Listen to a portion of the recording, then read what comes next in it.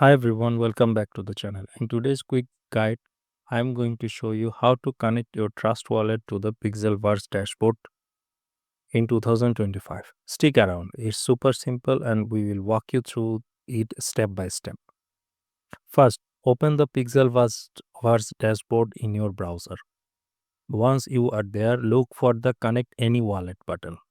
It's right on the main screen. Click on it and you will see a list of wallet options. From the list, select Trust Wallet. Now head over to your Trust Wallet app on your phone. Before proceeding, make sure your Trust Wallet app is updated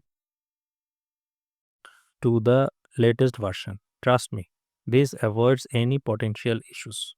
Once you are in the Trust Wallet app, go to the Receive section and search for USDT. Generate your wallet address there. Once it's ready, just copy the address.